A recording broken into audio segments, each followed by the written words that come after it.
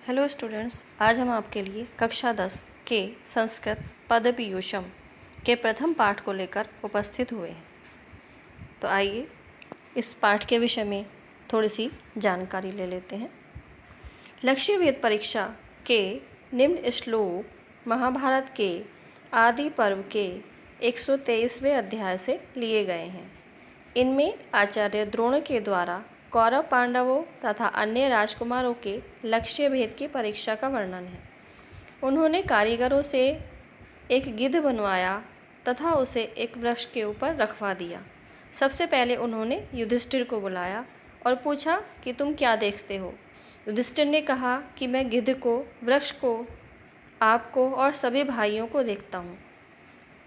इस पर द्रोणाचार्य ने अप्रसन्न होकर अन्य राजकुमारों से भी यही पूछा, परंतु सभी ने एक सा ही उत्तर दिया।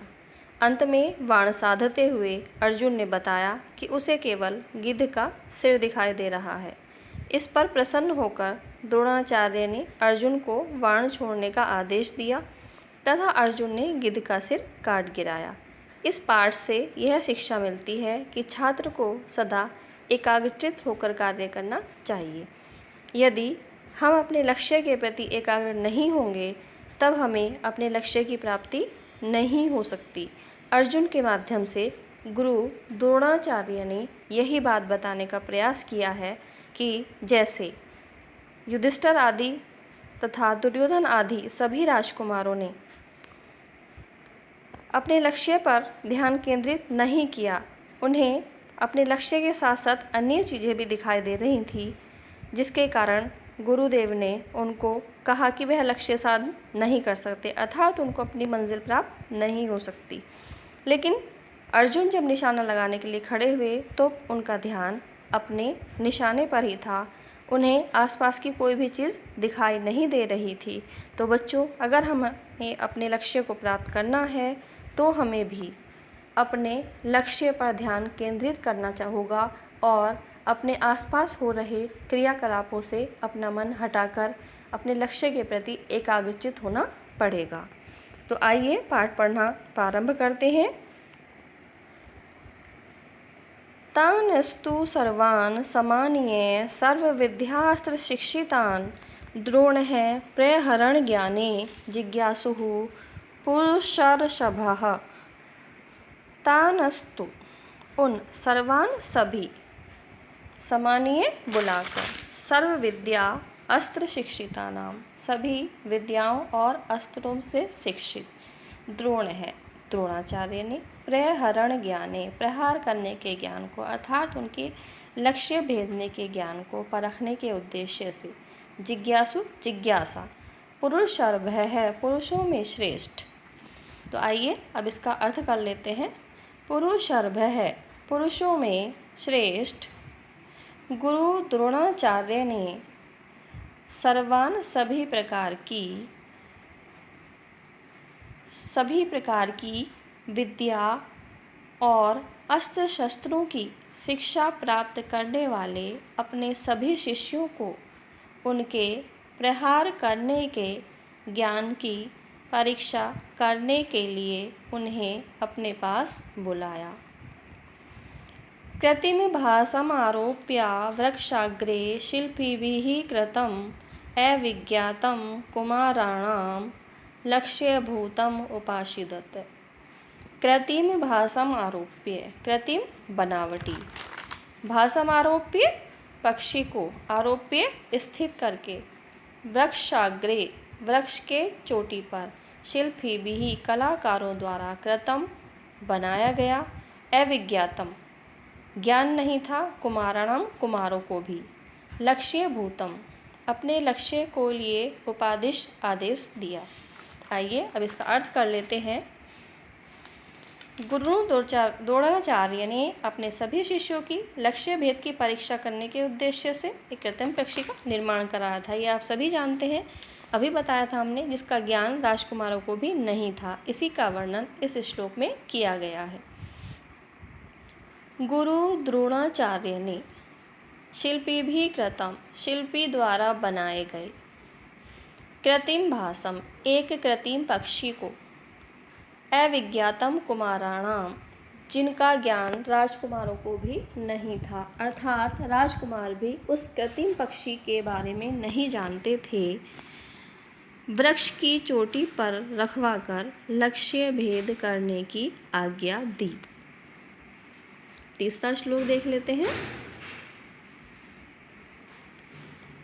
शीघ्रं भवन्तः सर्वे अपि धनुष्यादाय सत्वरः भासमेतं समुद्दिश्य तिष्ठध्वं सन्धितईश्वः। शीघ्रं शीघ्र, भवन्तः आप, सर्वे अपि सब भी, धनुष्य आदाय धनुष को लेकर, सत्वरः तत्काल, भासम पक्षी, एतत् तम इस, समुद्दिश्य लक्ष्य करके, तिष्ठध्वं स्थित हो जाओ, संधित इश बाण चढ़ाकर। आइए अब इसका अर्थ कर लेते हैं। गुरु द्रोणाचार्य ने अपने शिष्यों से कहा कि तुम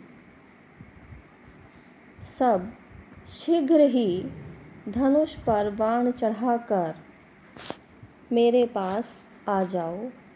आप सभी इस पक्षी को भेदने के लिए तत्काल तैयार हो जाओ। मद्वाक्य समकालं तु शिरो अस्य विनिपात्यताम् एकैकशो नियोक्ष्यामि तथा कुरुत पुत्रकः। मद्वाक्य समकालम, मेरे वाक्य के साथ ही साथ, शिरो अस्य, इसका सिर, विनिपात्यताम, कटकर पृथ्वी पर गिर जाए, एकई एकशो, एक एक को, नियोक्ष्यामि, आदेश दूंगा या नियुक्त करूंगा, तथा कुरुत है, जैसा मैं कहूँ आपको वैसा ही करना है, पुत्र कहा पुत्रों। आइए अब इसका अर्थ देख लेते हैं। हे पुत्रों, मद्वाक्य समकालम, मेरे द्वारा कहने के साथ ही, अस्य शिरो, इस पक्षी को भेद कर उसका सिर काट कर पृथ्वी पर गिरा दो। मैं लक्ष्य भेद के लिए आपको एक एक करके नियुक्त करूँगा, जैसा मैं कहूँ आपको वैसा ही करना है। ततो युधिष्ठिरं पूर्वम् उवाच अंगिरसां वरः सन्धत्स्वः बाणं दुर्धर्षं मद्वाक्यान्ते विमुञ्चतम्।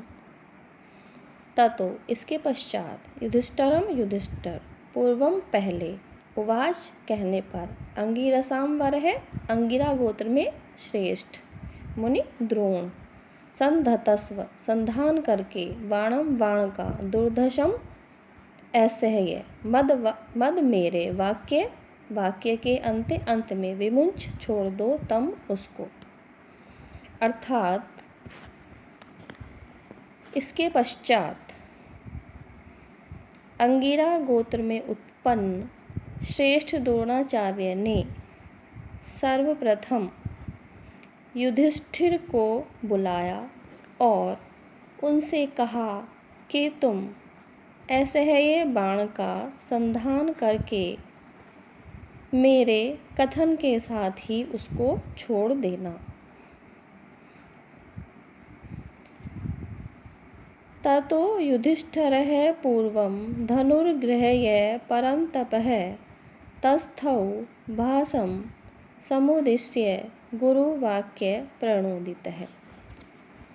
ततो, इसके बाद, गुरु वाक्य प्रणोदित है, गुरु के वाक्य से प्रेरित हुए, तथा परंतपः, शत्रुओं को संतप्त करने वाले युधिष्ठिर पहले धनुष पर बाण चढ़ाकर पक्षी को भेदने के लिए तटस्थौ खड़े हो गए।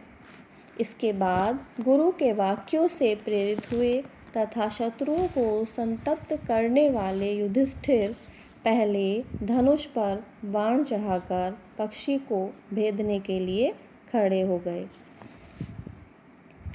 ततो वितत धनवानम द्रोणस्तं कुरु नंदनम। इसके बाद गुरु द्रोणाचार्य ने वितत धनवानम, धनुष को फैलाए हुए, भरतवंश में श्रेष्ठ और कुरुनंदनम, कुरुवंशियों को प्रसन्न रखने वाले युधिष्ठिर से कहा।